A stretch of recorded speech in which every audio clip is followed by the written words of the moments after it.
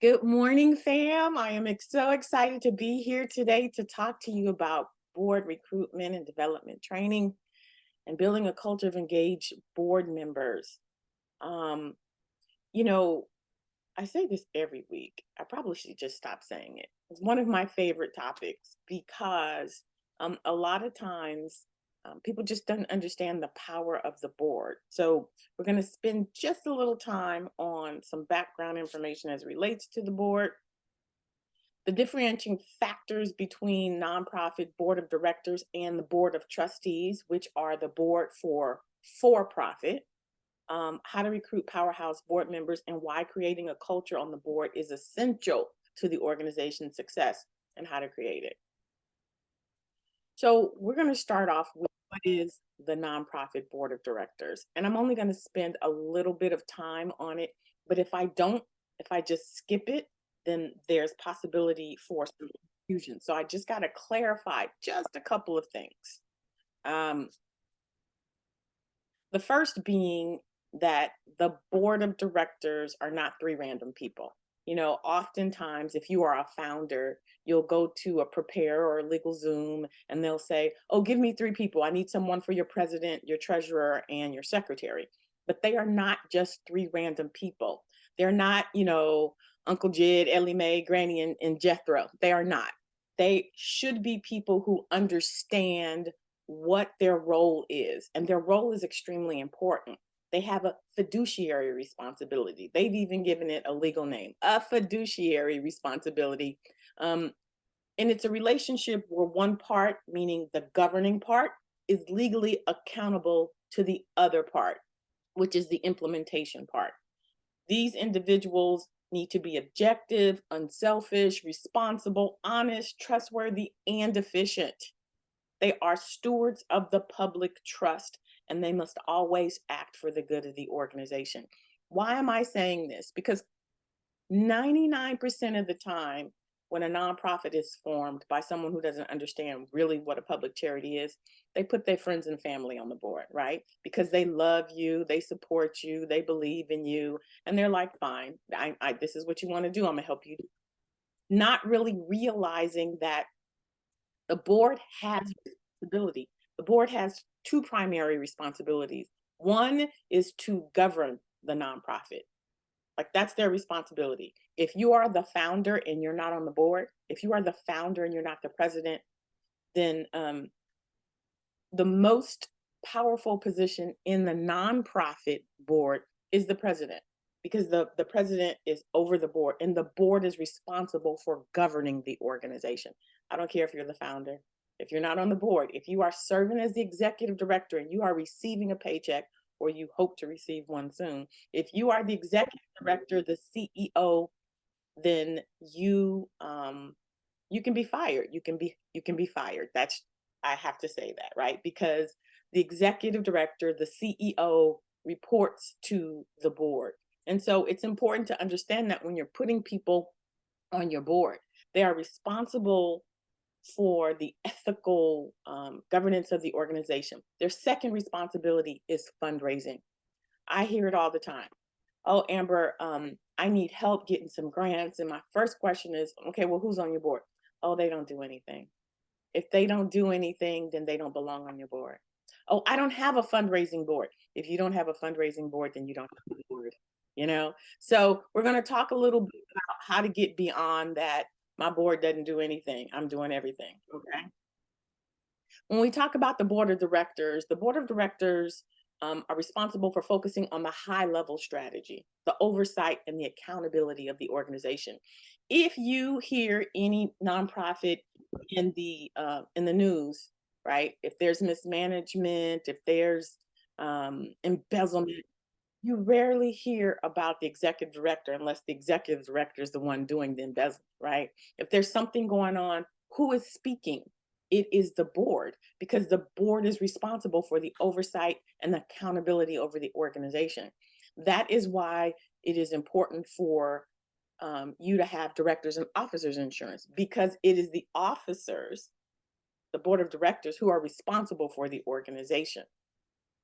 Um, Usually in a newly formed public charity, the board performs the duties of an employee until the organization raises the revenue to relinquish the day-to-day duties and program implementation to the staff.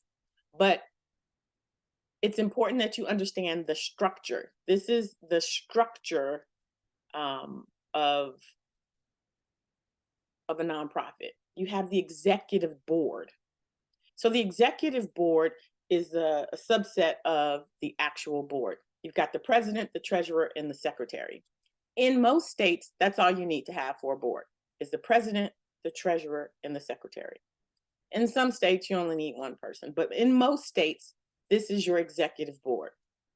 And they are responsible for overseeing the activities related to the strategic planning and the decision making.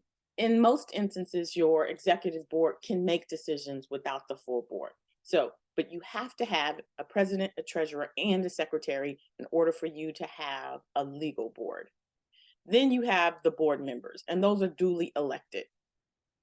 So all of these, the executive and just a regular board, all of this is your board. But the subset, because some people get confused. Well, we have an executive board. Well, is the president, a board member? Yes, yes. Think of it as you have a coaching team, but then you have the owner and you have the coaches. Those are the subset. They're still a part of the coaching team. You've just got a higher subset that are making the decisions. Any questions about that? Okay. This is what it looks like, the reporting structure. So you have the board of directors.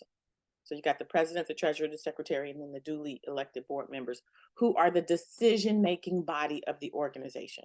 They make the decision, they fundraise. But then you have the implementation body, which is the paid staff, which the highest paid individual is the CEO or executive director. And that person then manages the paid staff.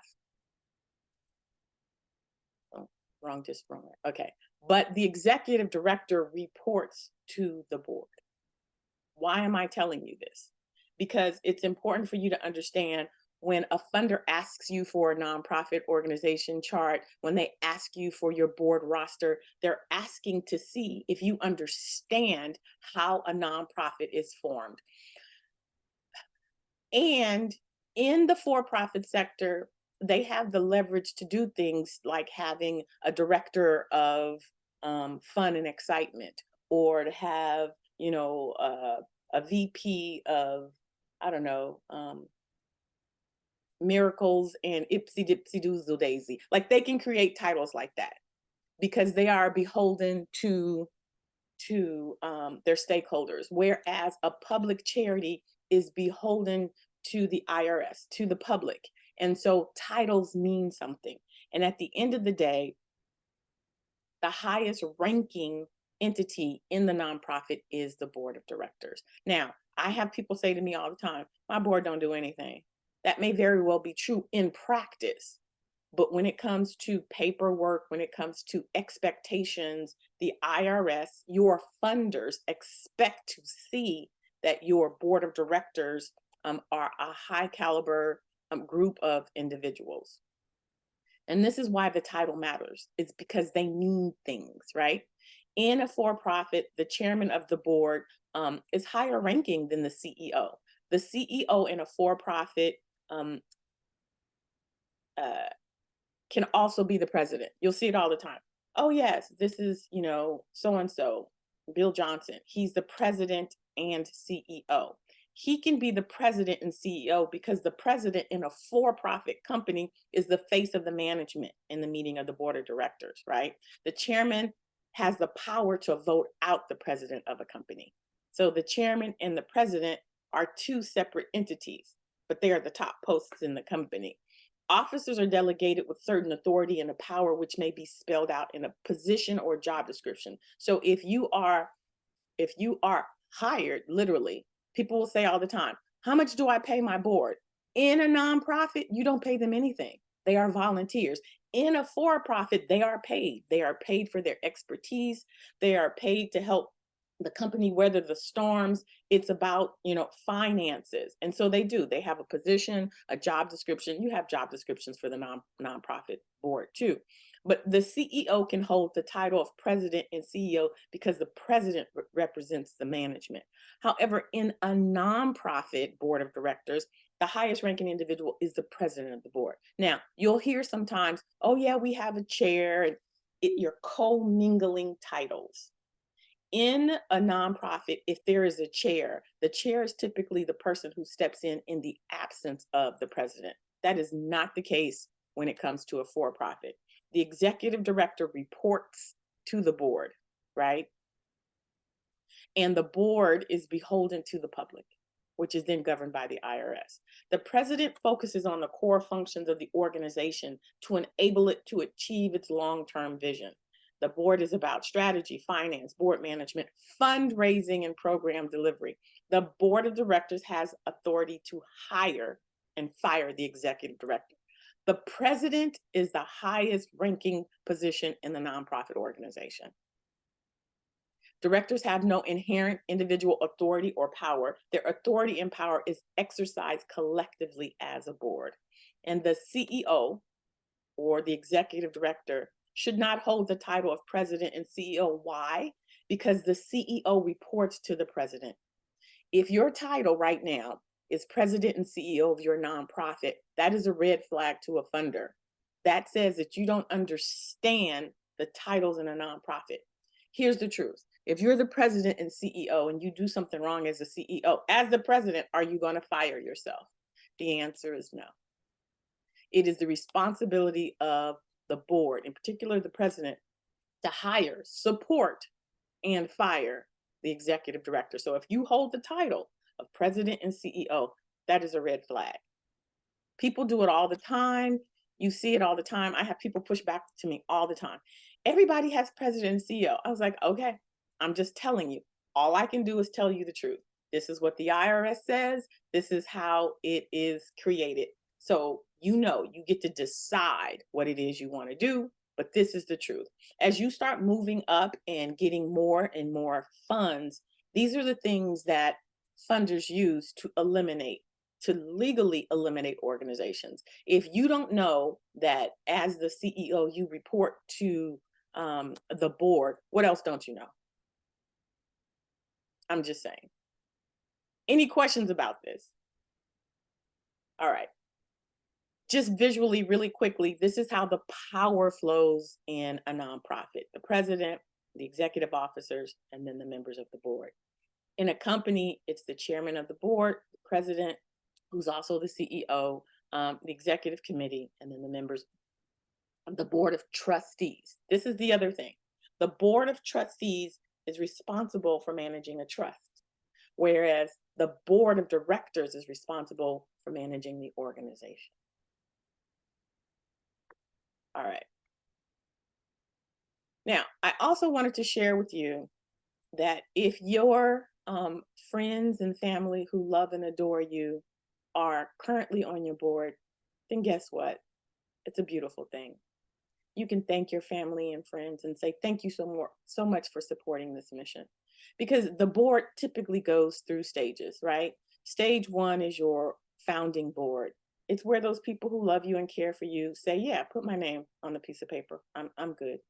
You don't usually get much from them, but they did their job. They helped you to establish your nonprofit.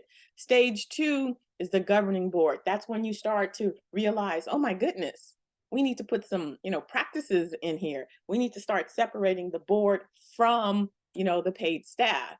And you start putting in roles and responsibilities. The board starts to meet and they start making oversight decisions as opposed to actually doing the day-to-day work. This is when you start to look like a public charity. You start to rotate off those people who don't understand their role, who may not even have the skill set to do what needs to be done as a board member. You thank them lovingly and you say, I appreciate you. Now we're growing, right? And then the last stage is the institutional board. That's the only board that Amber Wynn will sit on because she's tired and she old, y'all. Institutional boards are boards that have their structure together. They're completely separate. You have SOPs, and it's just flowing. Um, I like to serve on institutional boards because I've served on both founding boards and governing boards, and it's a lot of work, and I know it. I want organizations to already be put together, and they just really understand that my purpose as a board member is to come in and serve. It's not to create infrastructure. So again, if wherever you are on this stage, right? So let's look here in the nonprofit life cycle. Whatever stage your organization is, um, that's great. You've got stage one, which is you have a homogeneous group. People know you, love you, and try to support you. Stage two, board expansion. You get more focus on planning and oversight. And then stage three, there's policy, it's strategy focus, it delegates to the executive director. So there are stages. You just got to realize that, wherever you are, it's perfect, right? All right. So how to recruit a powerhouse board. That's what we're here about today, right? Recruiting a powerhouse board. And why a powerhouse board? I don't go in saying, recruit people with good hearts and good spirits who support your mission and really want you to. No, no, no, no.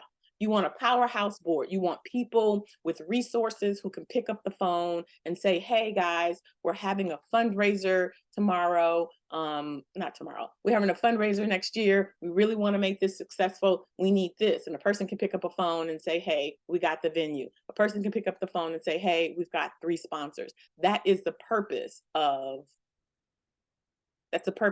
a board. And how do you get that? You have to strategically recruit for your board. We want seasoned individuals. You don't want newbies, especially if you have no board experience. If you're clueless about what a board is supposed to do and how it's supposed to do it, you really want people who understand what a board is supposed to be doing. Otherwise, it's the blind leading the blind, right? And you don't want that. You want individuals who have access to resources. If they don't have a lot of money, then they have connections to people who have money. If they don't have personal assets that they can bring to the organization, they have access to companies that have it, right? You want your board to be comprised of people who can fill gaps. You don't want a whole board full of attorneys. You don't need that. You need someone who's going to be in someone who's going to fill the marketing, someone who's going to do HR, someone who's going to, right? So you want those board gaps to be filled. And yes, you want somebody passionate about the mission. You need them passionate about the mission because you're going to be asking them to do things that they're not getting paid for. I always tell my story about 2011. 2011 was the year O death for Amber. My aunt died January 14th. My mom died 2 years after that. My boyfriend died 3 months after that. It was just death after death after death. And with the exception of my aunt, they all died from cancer. And so I was just hopeless, and I felt hopeless. And so I joined the board, and I said I didn't want anybody to feel what I felt. And it was the Vanguard Cancer Foundation. And what they do is they take samples of the like the cancer in your body, and they, in a lab, they run it against all of the FDA and some even experimental drugs to see which chemotherapy kills your cancer, because all of us are different. And the beautiful thing about that is, as we know, chemotherapy is poison, it's toxin.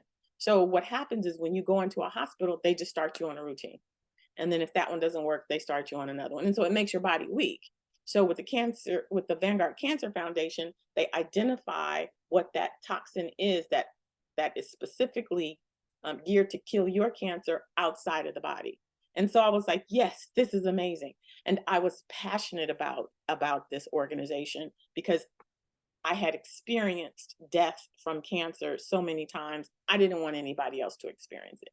And so they called on me to do things that I was more than happy to do because I didn't want another family to experience what it was that I felt. And if you can imagine, with all of the experience that I have, brought a lot to the organization.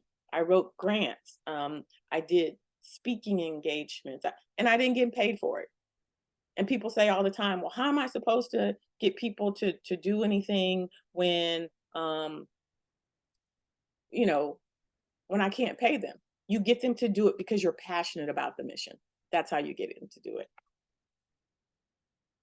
Now, there is a process for recruiting. There should be, right? Um,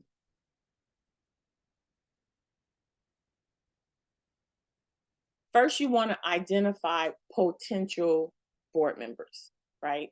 You create a matrix, and then you get a short list of people that you want to invite. Second thing you do is you vet them. You give them an invitation to apply to be on your board. A lot of people will be like, "You want to be on my board?" Yes, and they just let them on. And you let the crazies on. There's no other way to say it. They're crazy. They have their own agendas, and you don't find it out until they're on your board wreaking havoc. You want to invite people to your process. You don't even invite them to your board. You invite them to participate in a recruitment process. You're going to interview them, and not just you by yourself. If it's the executive director, you want to have one or two board members, right? You want to always have at least two people that's going to participate in this interview. And you're going to have a conversation after, because somebody's going to hear something that you didn't hear, or you both will agree this person is cray cray and we don't want them anywhere near our board. Or you may say, this person is amazing. Yes. So you've got different pods doing these interviews. You guys come back together and you make the recommendation to move them forward or not to move them forward. If the majority agrees, then you extend the offer. If you don't, then you send a sorry, but thank you. And then the next thing you do is you explain to them during the onboarding process what it is you expect of them. You have them sign a contract. You create an orientation where you lay out everything. Here are our programs. Here's everything, because you want a culture. You want to create a culture on your board. You want high performing, high engaged board members. If you leave them to their own devices, guess what? They're going to be too busy all the time. If you set up from the very beginning your expectations, you will have a highly engaged board. This is what a board matrix looks like. If you look to the very left, you see board member. That's where you would make a list of all of your board members so that you can get a bird's eye view of what your gaps are on your board. So the first column is how many years have they been on the board? Because sometimes people get comfortable on the board and it's just stale and you need to rotate them out. It says in your bylaws how many terms you have. Some people just let people stay on for forever. Sometimes you need some new blood. All right. So how many years have they been on the board? What their gender, what they identify as, their race, their ethnicity, what sector are they from?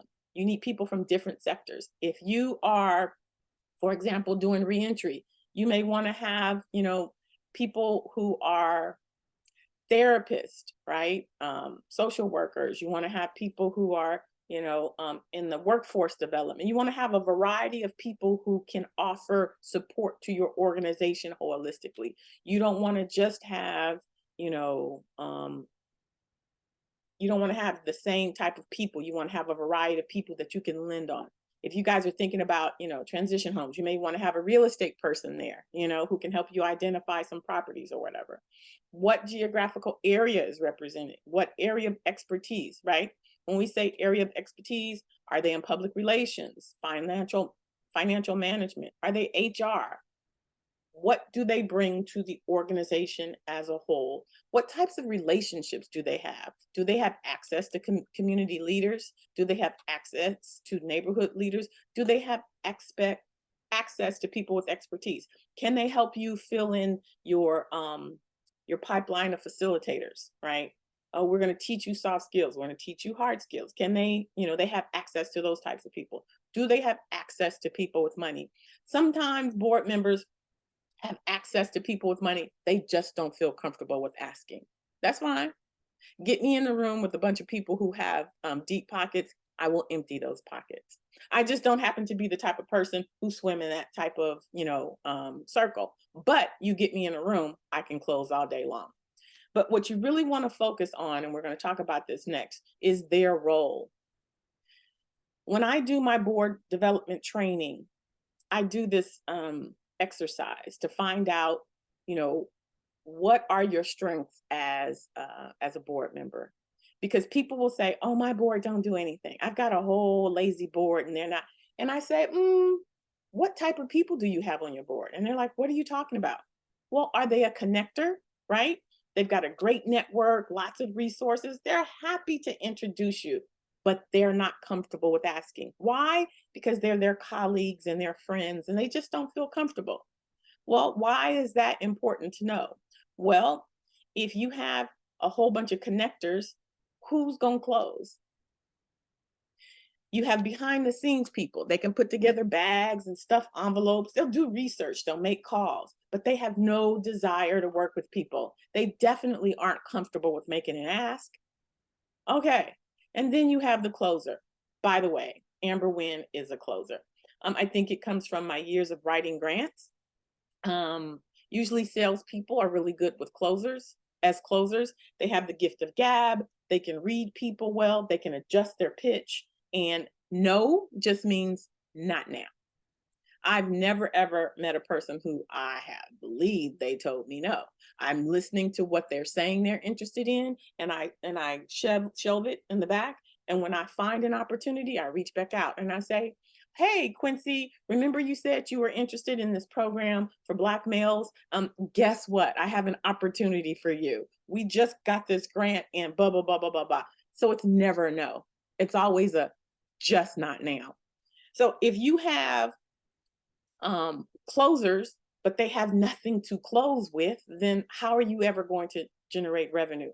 If you have just behind the scenes people who are willing to put together the bags and stuff the envelopes, how are you going to fundraise?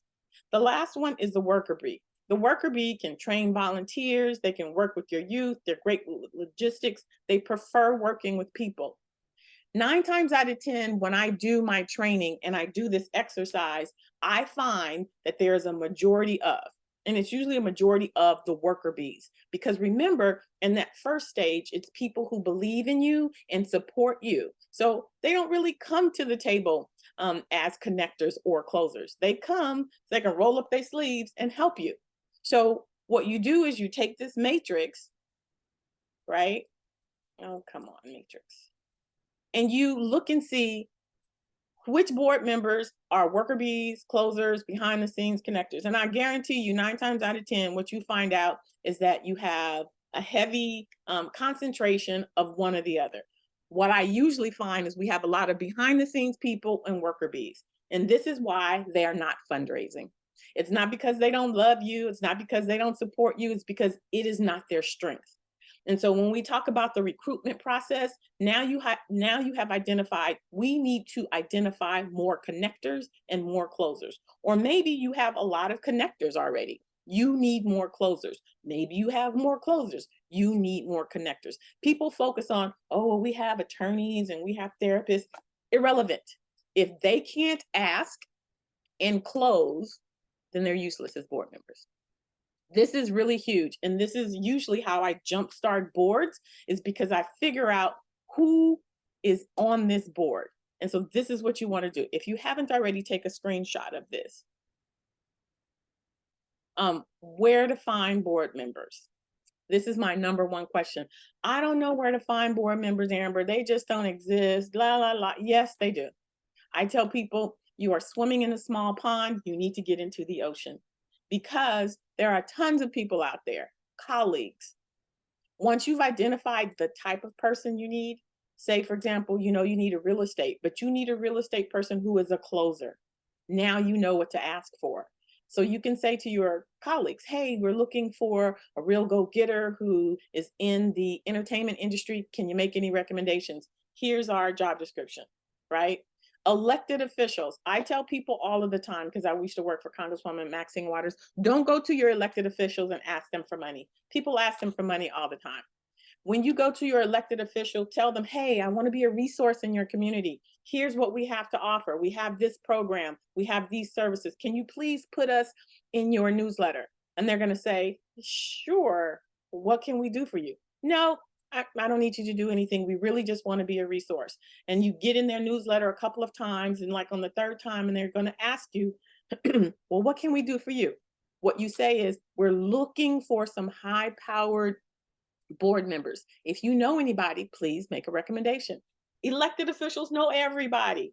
If you give them 6 bullets and let them know, we need them to be in the entertainment industry, we need them to have 3 years of board experience, they'll be like, I've got somebody for you. So elected officials are great for that. Corporations, you reach out to the HR department and you say, hey, we are recruiting for board members.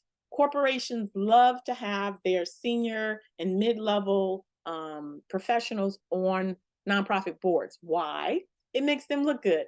And the second thing, it helps them to grow in terms of leaders. They get leadership experience. Why you want them from corporations is because they're connected to resources.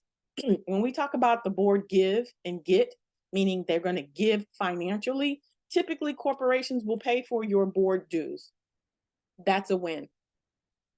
Also, though, if they are sitting on your board and you have a gala or you have an event and you need some resources, they can just go to the corporation and get it because they sit on the board.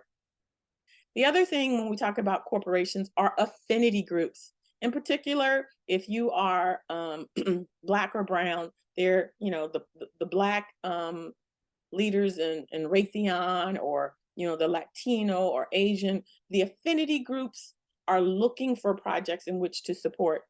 Perfect people for your board. Associations. I love associations. If you have a STEM program, if you have a program that requires some type of medical or even like with therapists, there's the Association of Certified Therapists. I don't know what it is, but there's association for everything. The reason why I like associations is because, one, they're certified. 2, they're used to paying dues. They pay dues to be in an association.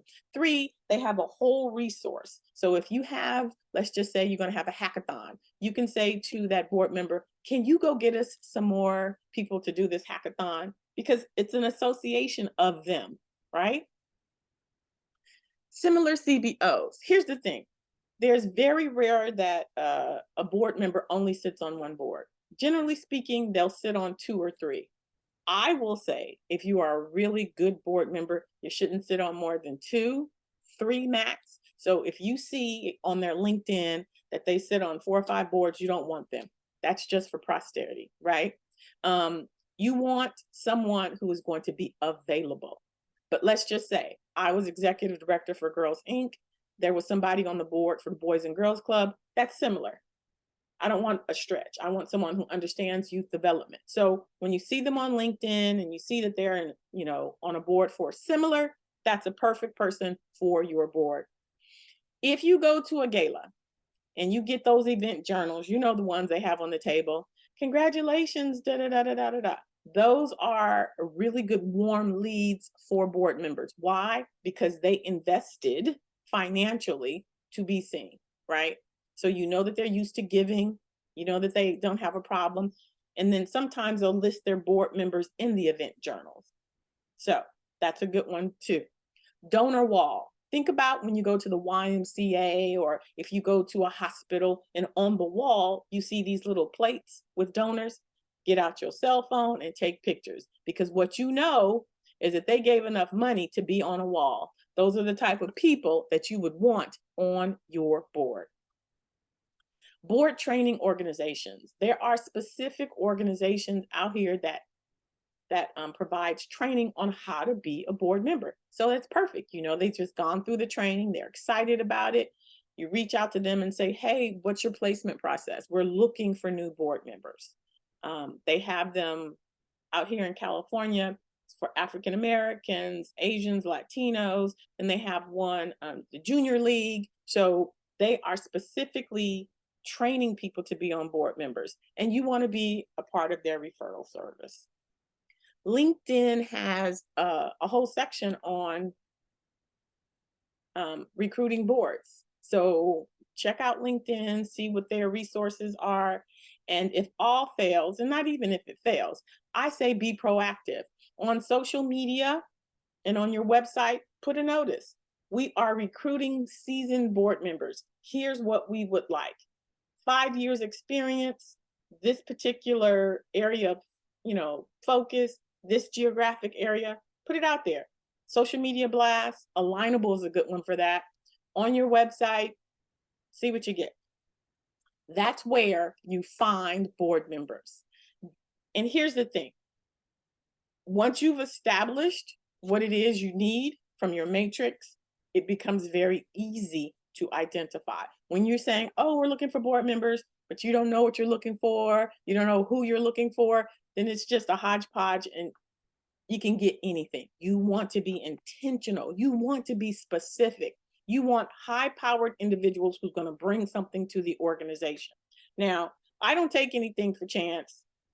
I'm a little OCD, a little controlling, just a little.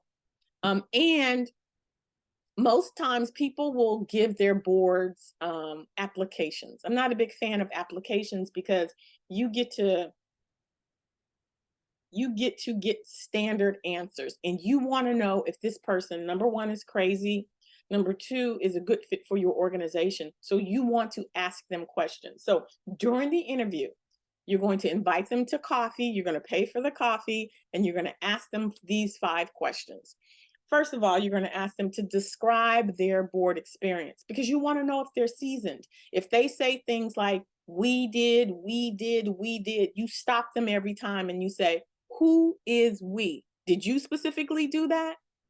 And if they say, oh, well, no, we had an assistant.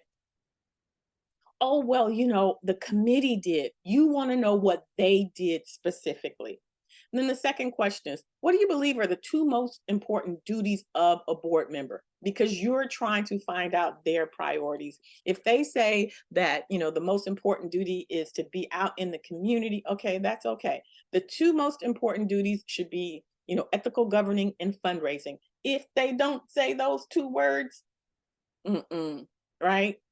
I had somebody say, well, we're responsible for telling people. Yes, the grant writer and the development. No, no.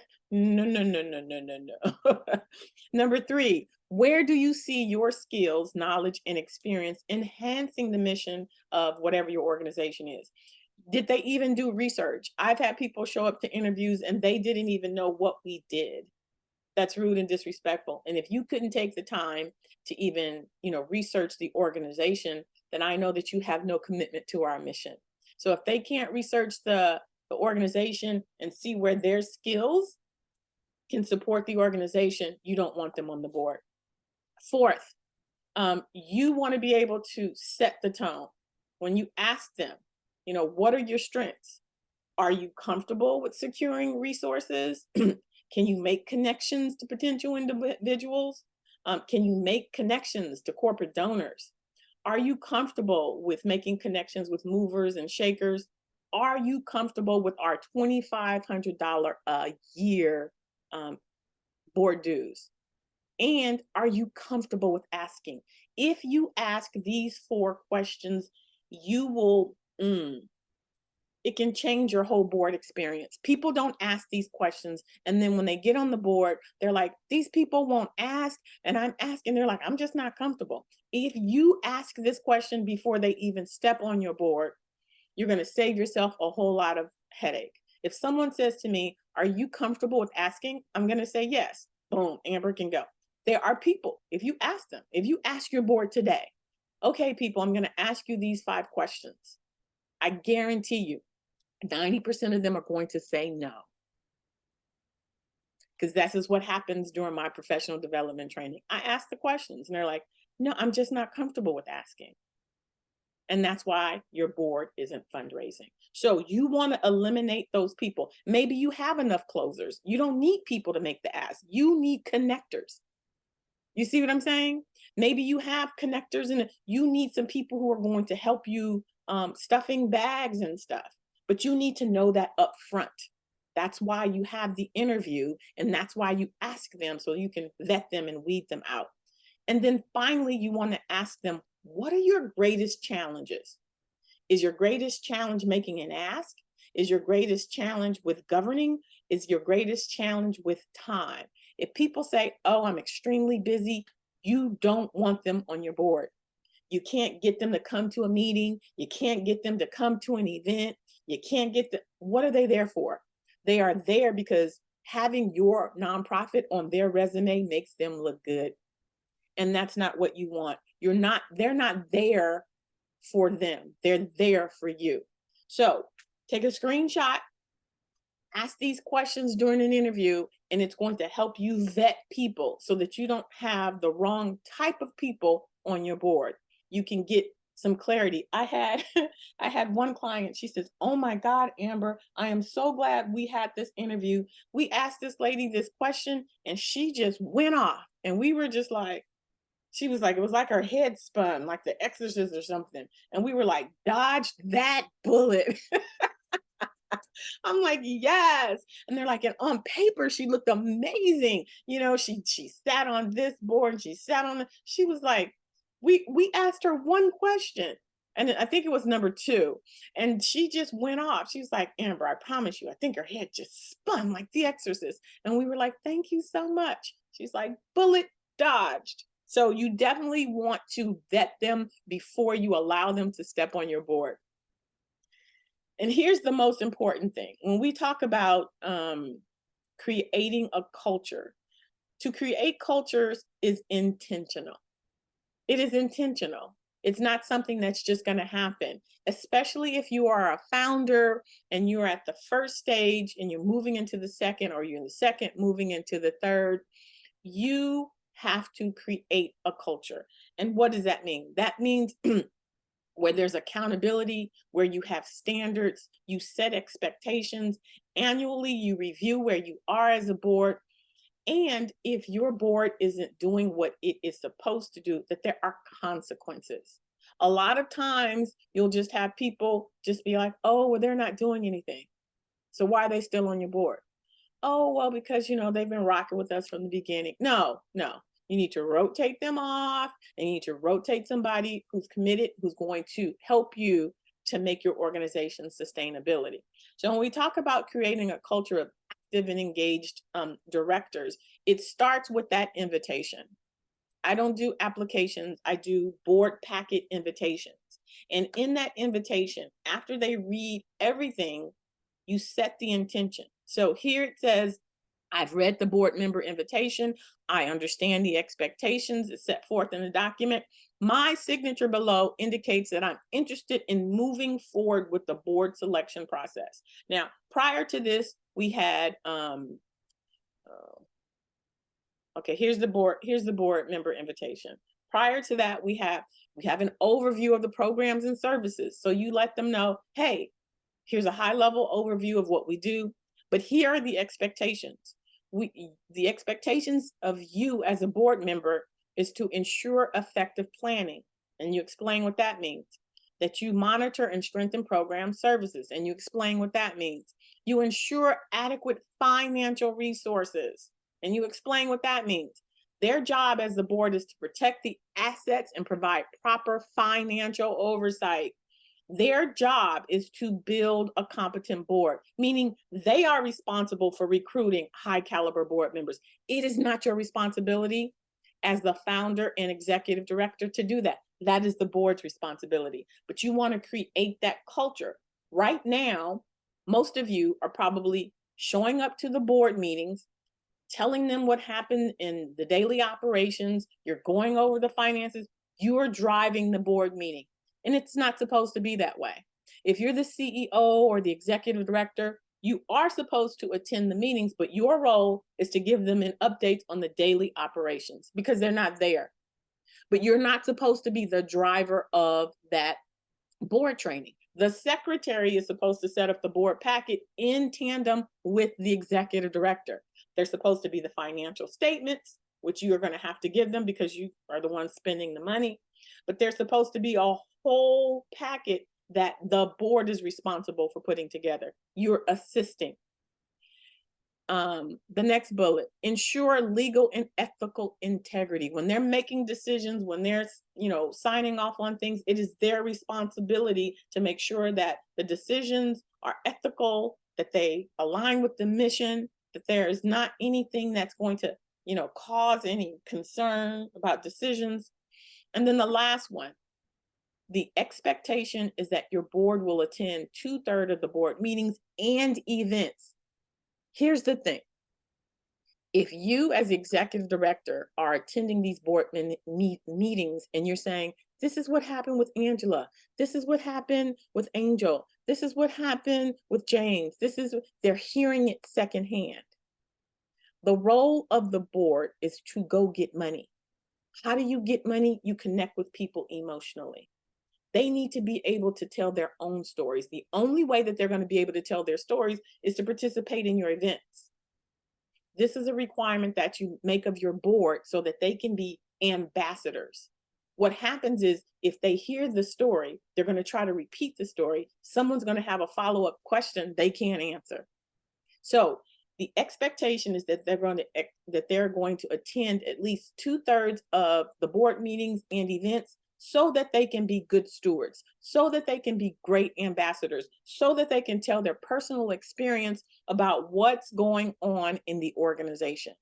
My experience when I was executive director is my board didn't show up to anything. So that meant every time that there was a potential donor, I had to be there. Why? Because they didn't have anything to pull from.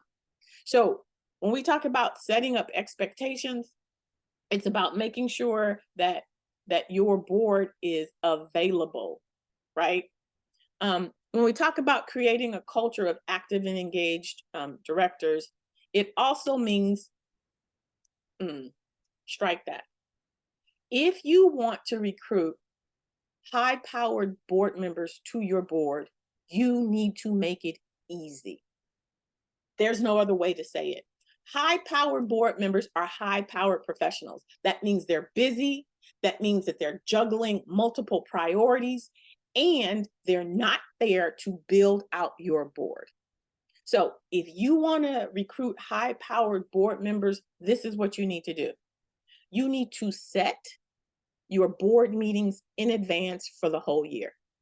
In my board invitation packet, I have the calendar, and it's the second March of every month, right? So they know. What I hear all the time is, I can't get any of my board members to meet. They're so busy. Why? Well, we're trying to find a date. No, no, no, no, no. You create a culture by saying, our board meetings are the third, whatever. Is it the third Saturday, the third Sunday, the third Monday at 7 p.m.?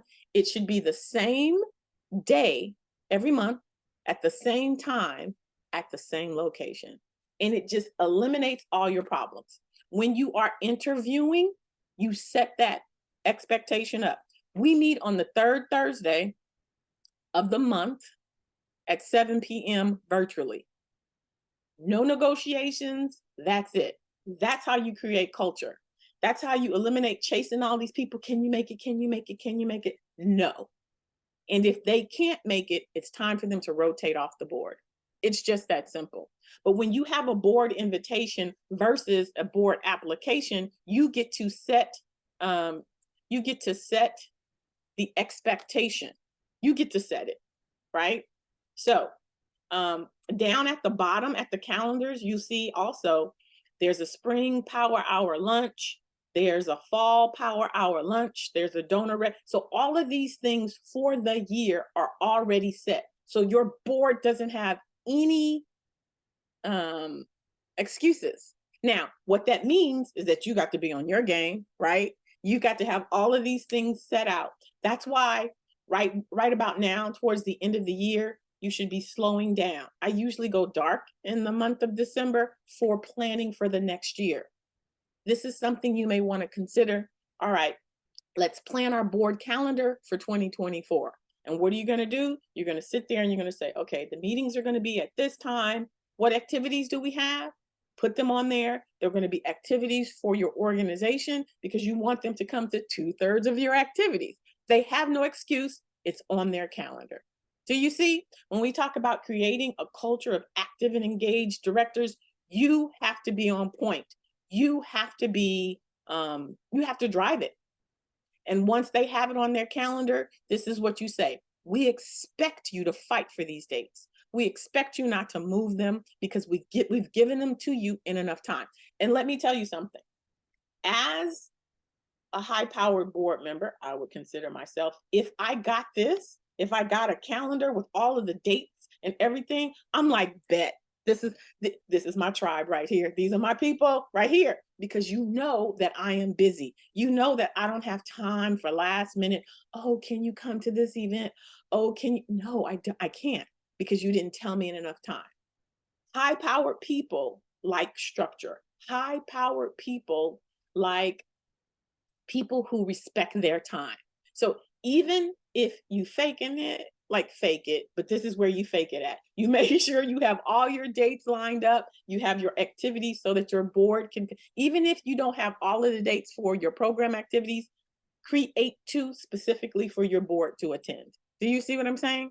So creating a culture of active and engaged directors is important, and it starts with you. It starts with you making it easy for them. So in the board invitation, we also have the give, get, or get off practice. And this is where you, before you even have a conversation with the potential board member, you let them know, we have the expectation that you're going to give financially whatever that amount is. For Girls Inc., it was $2,500 a year. If this is your brand new board, that might scare them. So maybe it's $500 a year. If you're in like year 2 or 3, maybe it's $1,500 a year. And it also depends on how many board members you have. Remember, this is unrestricted monies that you're going to get from your board. But when you are submitting for grants, your funders are asking, how much is your board giving? Because it is the responsibility of your board to support the organization financially. So if you're asking me as a funder to give money and your board's not giving, what does that look like? And so that's what you say to your board. Listen, we're applying for these grants. They're asking us, what is your contribution? I say, as a fund developer, it's not either or. Some people say, well, if they can't give financially, then we allow them just to give resources. They need to be giving both. That's a high-powered board. You don't want people who can only give you resources. Oh, well, they sold a table. They're supposed to sell a table, and they're supposed to give you financially. And you can get that from people who are in associations, who are in corporations, so don't lower your standards. Set the expectation in your invitation. We want you to give 10% of the budget. We want you to get 20% of the budget. Those numbers are divided by the amount of board members you have. So if your budget is $250,000, then you want them to give 10% of that. So that's $25,000 divided by however many board members you have. If that's too high, then they get to set the amount with the expectation that they understand that's the goal. When I'm doing my board trainings, that's how I get board members to move. They are not paying anything. I'm like, well, the formula is you're supposed to give 10% of the annual budget. That's 25,000. Divided by 5 of you guys. That's 5,000. That's too much. Okay, well, how about we start off with 500? Then they're excited because they weren't giving anything. Now you've gotten them to 500. Next year it's going to go up to 1,000. You see what I'm saying? But you set the expectation in this board invitation, and you say, we expect you to get 10% of whatever the budget is, and to bring in resources 20%. And the reason why this is important is because you're giving them the invitation before you even have a conversation. You say, hey, Amber Wynn, one of our board members, Angela, said that she thought you would be a good fit. Here's our board invitation. Please read through it. and let us know if this is something you'd be interested in participating in our recruitment process, right? So they read all of this. When they get to the get, and they're like, 2,500, no, sir. So then they're going to come back to you and say, oh my gosh, this is amazing. I love the work that you're doing. I'm just too busy right now. That's what you want. You want them to say no before they get on your board. What you don't want is to get them on the board and then you have to chase them and beg them and they're not going to do it. And you have to kick them off the board anyway. I used to do the interviews with my board president, and I was the one who said, well, we expect our board to give 2,500 if their little eye wiggled, if they blinked, if they gasped, then they were nope, nope, nope. So this is your opportunity to vet them, because if they sign this contract, if they where's the contract? If they sign the contract saying, yeah, here it comes, right here.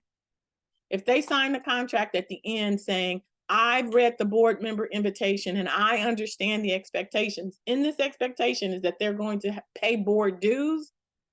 That means that they're on board with that give and that get. So you can move them forward. So you don't even have to have, if you're uncomfortable with making an ask, it's already done for you. It's written. You just give it to them. You give them the opportunity to say no and to move on. But it's important that you set your expectations. This is an invitation. This is an honor for them to be on your board. It's not the other way around. People are like, well, how much do I pay them to be on my board? No, no, no, no. How much can they bring to your board? And then the last thing I'm going to share with you is about creating a culture of active, engaged directors. A lot of times when I'm doing my professional development, people say, my board isn't doing anything. Have you given them anything to do? And they're like, well, no, they're not fundraising. Have you? Well, I asked them what they want. No. A quick, easy win is to create a corporate sponsorship packet. And you say, okay, I need each one of you guys to bring in 2 corporate sponsors or 3 corporate sponsors, or you can set the amount. I need you to bring in $25,000. If it's Amber Wynn, she's going to go for the platinum level. But maybe another person's going to get 5 bronze level. It doesn't matter.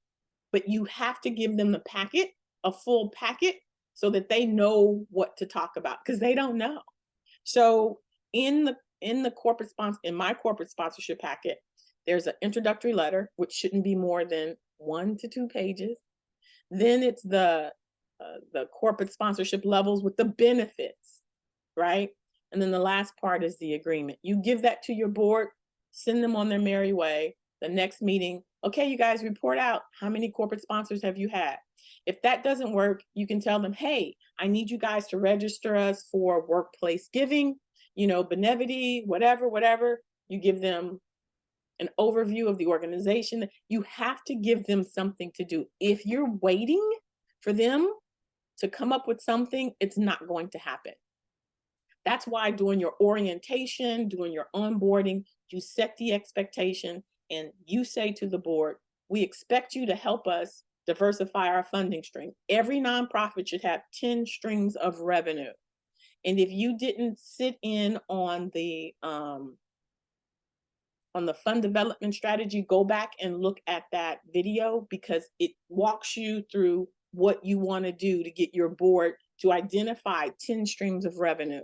Once they've identified them and they've taken the lead on that, this is what they're reporting back every month when they have their board meeting. So you want them to drive that board meeting. You don't want to be the one up there saying, okay, guys, that's what your president is supposed to be doing. That's why you want to have a strong, seasoned president who can drive the culture of the organization. Push come to shove, what you want to do is identify, 10 streams of revenue. And if you get that fund development video, the fund development strategy, it will help you to do that.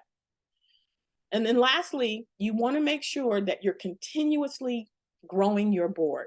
I do this thing called the scorecard. It's like a report card.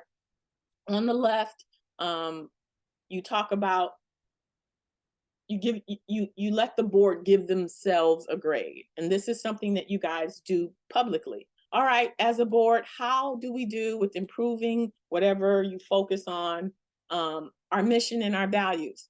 Okay, how are we doing supporting and evaluating the chief executive? Are we ensuring effective planning? This is what I do during my professional development training. So you go through this and they give themselves grade and they're really always honest. Like for example, building a competent board. I usually get D's and F's because the board isn't used to recruiting. So that now they have goals for next year. So if they're all A's, you've got a stellar, but I have never seen that. If they're D's and F's, then you say, okay, so here are the board's goals for the upcoming year. And they set those goals. Now, on the right is what you want each one of your board members to do privately, personally, because you don't want to put them on blast like that. So they can look and say, oh, have I been an active and engaged leader? Have I been actively engaged in the programs? And they just give themselves. And so it's something for them to then personally do to improve as a board member. And you just bring it out during your annual board meeting and say, okay, let's see where we've come. Have we gotten any better in terms of enhancing the organization's public standing? We had a C last year. Where are we now? And then people were like, I think we're still a C. And you're like, wait a minute. Remember, we got that award. Remember, we were in this article. We did it. So you can just go through each one of these and see if you've improved, right? So continuous training is the way that you're able to keep your board accountable. It's a way to keep them active and engaged, and it's a way to make them responsible. So where you're not hounding them. Y'all running the organization, y'all saving lives, you're changing community. You don't have time. And more importantly, it is not your responsibility to drive the board. Remember, according to the IRS, the board is supposed to be supporting you, but you've got to create that culture. That is why it's important for you to recruit seasoned board members. Because if all your board members are newbies, they're not going to have any idea what to do. But you can set the tone by having a board recruitment process. You want to make sure that you interview them before they step on your board. You want to make sure that, that you extend the invitation. You let them know just because we've extended the invitation, it doesn't necessarily mean you're going to be invited to the board. You have to get a unanimous vote. And if you didn't like them, you can come back and say, I'm so sorry. I'm so sorry. You didn't get a unanimous vote. But here are other ways you can support the organization, right? I learned that the hard way. I am going to provide you with a copy of this scorecard and the matrix. My invitation packet, I usually sell that, guys, because it's proprietary and things of that nature. But you can create one if you want. You just want to make sure that you have your expectations in there, that you have a calendar, right, that shows when the board's going to meet, that you have the expectations regarding the give and the get. And I think that's it. So do we have any questions about anything that I've covered? This is our second to the last meeting. Our next meeting is going to be on succession planning, and it's going to be our last meeting. The thing about it is all of these videos have been created in a library. So if you've missed any of them, you can email Mason at latinocoalition.org, and she will give you access to the previous videos so that you can, you can have me on speed dial. Are there any questions for me?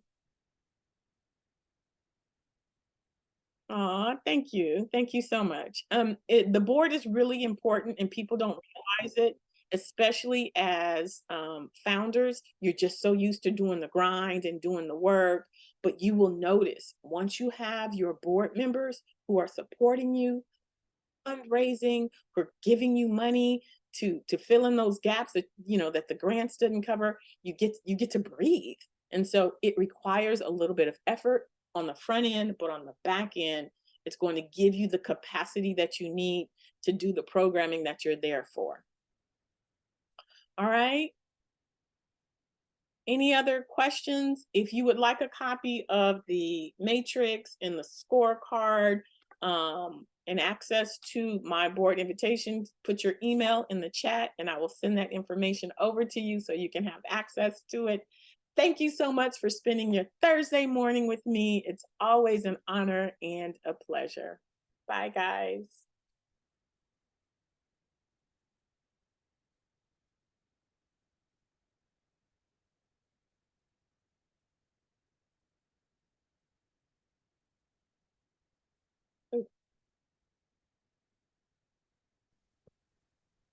Hi, Amber. I would love to get a copy of the documents. I am in the process of getting my own 501(c)(3) and looking at, recruiting board members, and I don't want to start from scratch or recreate the wheel. And if you also have some of those documents that you said that are like that you sell, Yes. I'd be interested in learning more about the price of those and that kind of thing. Okay, Aubrey, I just put my website in the chat. Go check it out. I have a lot of free resources. You are at the perfect spot because we don't have to clear the slate and then start over. You get to start fresh. Start with my free must-have resources. It's 10 ebooks and it's got like exactly what you need to get started.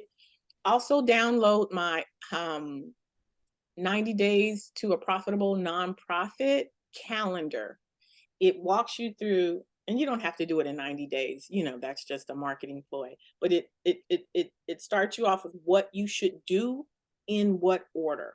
Because some people are trying to do step 7 when they should just be doing step 2 or 3. So it walks you through everything that you need, what order, when to do it. A lot of free resources on my website. Okay, right on. Both me and my team we joke because I'm like, we've been flying the plane while building it, and very challenging. That's very challenging, very, very challenging. Yes, a lot of the resources on my website is going to serve as your compass. So you'll be like, yes. Awesome. Thank you so much. I appreciate it. No worries. Thank you. Have a good rest of your day. You too.